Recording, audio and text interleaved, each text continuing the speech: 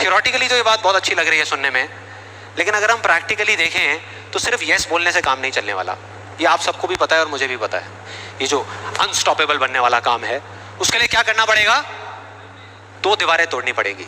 2 दीवारें, पहली बनी है दूसरों की आवाज की, कि आपके ऊपर दूसरों की आवाजों का असर होना बंद हो जाए, और दूसरी आपकी खुद की आवाज। ये ज्यादा बड़ी दीवार है। तो अब देखते हैं कि इस पहली दीवार को कैसे तोड़ना है। उस कहानी में उस बच्चे के आसपास में कोई नहीं था उसको रोकने वाला, लेकिन क्या रियल लाइफ में ऐसा होता है? यस और नो? नो। क्या होता है कि हम एक काम करने की सोचते हैं, करना शुरू भी नहीं करते, सिर्फ सोचते हैं कि हमको ये काम करना है, और सामने से 4 लोग आ जाते हैं रोकने के लिए। 4 लोग आ जाते हैं तरह तरह की बातें करने के लिए कि ये नहीं हो सकता। अरे बड़ा इम्प्रैक्टिकल सा आइडिया है। जब कोई नहीं कर पाए तो तू क्या करेगा? होता है ऐसा? कितने लोगों के साथ ऐसा हुआ है?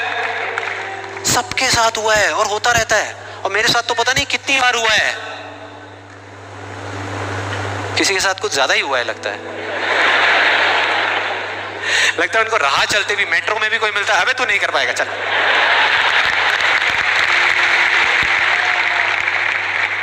तो अब सवाल ये उठता है कि ऐसे में हम क्या करें? ऐसे में जो ऐसी बातें आपको बोल रहे हैं, ना तो आप उनका मुंह बंद कर सकते हो, ना अपने कान बंद कर सकते हो, क्योंकि वो लोग कोई राह चलते लोग नहीं होते, वो आपके अपने होते हैं। आपके अपने फ्रेंड्स हैं, रिलेटिव्स हैं, आपके घर में हैं, आपके ऑफिस में हैं। तो मैं आपको ये नहीं बोल सकता कि आप क्या करो ऐसी सिचुएशन में, लेकिन मैं ये बता सकता हूं कि मैं क्या करता था। जैसे ही कोई बोलता था मेरे को, या आज भी अगर बोलता है कि ये नहीं हो सकता या तू ये नहीं कर सकता, तो मैं ना चुप रहता हूं, ना उनसे लड़ता हूं। मैं सिर्फ एक वर्ड में उनसे एक सिंपल सा क्वेश्चन पूछता हूं, एक वर्ड में,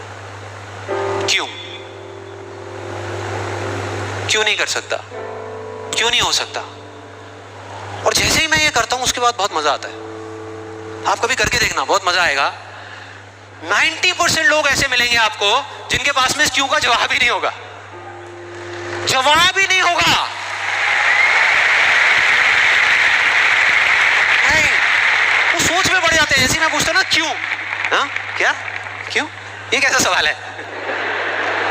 तो ये है वो 90% लोग जिनके पास में कोई जवाब ही नहीं होता, या होता भी है तो वो इतना फनी होता है कि आप चाह करके भी अपने आप को हंसने से नहीं रोक पाओगे।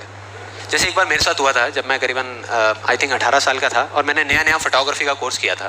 तो हमारे घर में एक छोटा सा फंक्शन चल रहा था, और वहाँ पर मैं अपनी मदर के साथ और फादर के साथ में खड़ा हुआ कुछ बातें कर रहा था। इतनी देर में एक सामने से आंटी आई और आकर के बोली, संदीप। हाँ जी आंटी। बेटे क्या नया चक्कर चल रहा है तेरा आजकल? मैं डर गया। मैं मन ही मन सोच रहा, मैंने कहा इनको कैसे पता लगा मेरे नए अफेयर के बारे में? और ही चला गया। फिर मैंने उनको देखा और डरते डरते उनसे मैंने कहा कि भाई आंटी जी क्या मतलब, मैं कुछ समझा नहीं, कौन सा चक्कर, क्या कौन सा? तो आंटी ने बोला, कहते क्यों, तू ये फोटोग्राफी नहीं कर रहा आजकल? ये फोटोग्राफी का कोर्स नहीं किया तूने? तो उन्होंने बोला, मेरी थोड़ी सी जान में जान आई। मैंने कहा अच्छा, फोटोग्राफी की बात हो रही थी। फिर उन्होंने बोला, बेटा अगर तू बुरा ना माने तो एक बात कहूँ। मैंने कहा नहीं आंटी बोलिए ना। बेटे मेरी अगर तू माने ना, तो ये जो तू फोटोग्राफी के चक्करों में पड़ा है ना, ये सब बेकार की चीज़ें हैं। इससे अच्छा ये है कि तू कोई और ढंग का काम कर ले या अपनी पढ़ाई लिखाई में ध्यान दे। मैंने वही किया जो मैं हमेशा करता था। मैंने कहा क्यों आंटी जी, आपको ऐसा क्यों लगता है कि मेरा फोटोग्राफी में कुछ नहीं हो सकता, ये फोटोग्राफी बेकार की चीज़ क्यों है? तो उन्होंने जवाब दिया कि मेरी बहन का बेटा भी गया था बॉम्बे यही सब करने के लिए जो तू कर रहा है, और उसको 4 साल हो गए धक्के खा रहा है, उसका कुछ नहीं हुआ अभी तक। मैंने फिर सुना, फिर मैंने दोबारा से वही क्यों को ले आकर के चिपका दिया। मैंने उनसे पूछा, लेकिन आंटी मेरे को कुछ समझ नहीं आया कि अगर वो कुछ नहीं कर पाया तो मैं कुछ क्यों नहीं कर पाऊंगा? सीधा सा क्वेश्चन है यार।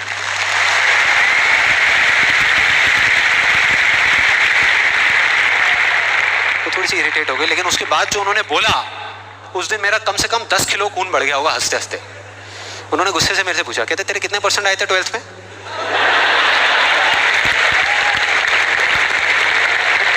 मतलब फोटोग्राफी से इसका कोई कनेक्शन नहीं है दूर दूर तक, लेकिन उनका ये सवाल था कितने परसेंट आए थे तेरे 12th में? मैंने कहा जी 85%, 85% आए थे आंते। फिर उन्होंने एक अजीब सा एक्सप्रेशन दिया, मेरे को ऐसे देखा जैसे कि मेरे से बड़ा बेवकूफ़ इस पूरी दुनिया में कोई नहीं है, और बोली उसके 92% आए थे।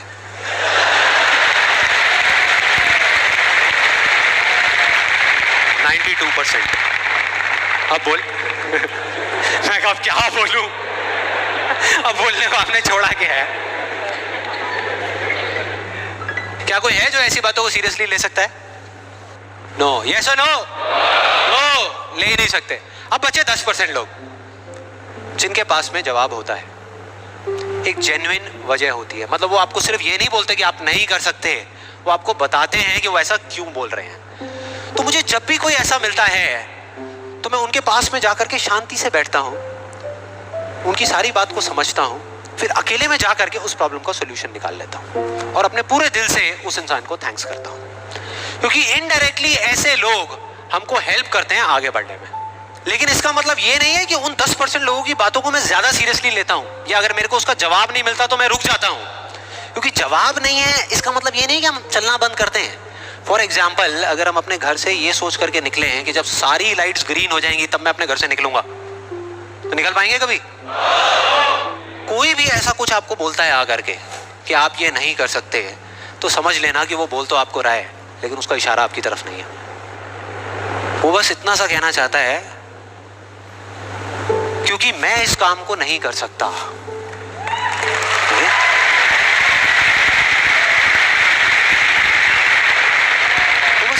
चाहता है क्योंकि मैं इस काम को नहीं कर सकता, या मुझे नहीं पता कि इस काम को कैसे करना है, इसलिए मुझे लगता है कि इस पूरी दुनिया में कोई भी नहीं कर सकता।